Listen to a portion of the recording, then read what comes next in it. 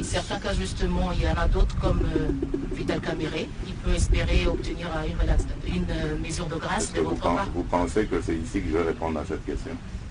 Vital Caméré, c'est mon frère. Je suis totalement désolé de ce qui lui arrive, affecté aussi.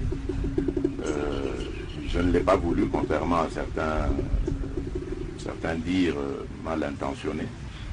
Je ne l'ai pas voulu.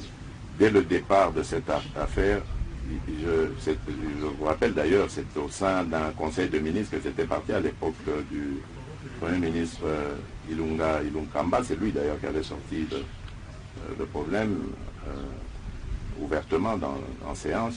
Puis le ministre de la Justice de l'époque a renchéri en disant, Monsieur le Président, ce que vient de dire le Premier ministre ne vaut même pas une instruction de votre part. Dès demain, je saisis la justice.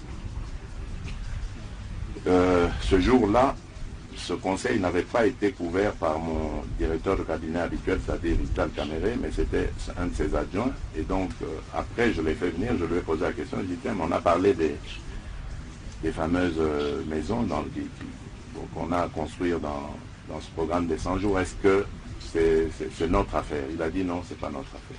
Je dis bon, ça va. Donc, que la justice fasse son travail.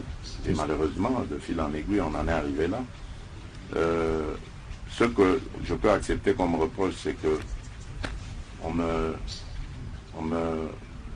condamne de ne pas avoir donné des injonctions à la justice pour qu'elle fasse pas son travail et que lui ne se retrouve pas dans cette situation. Mais alors, dans ce cas, qu'on me dise qu'est-ce que j'aurais fait de mes principes alors, qui sont de laisser la justice libre de faire son travail.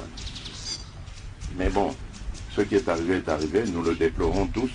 Je continue à croire que Vital Caméré est non seulement quelqu'un de sérieux, de correct, mais en plus quelqu'un dont la République a besoin.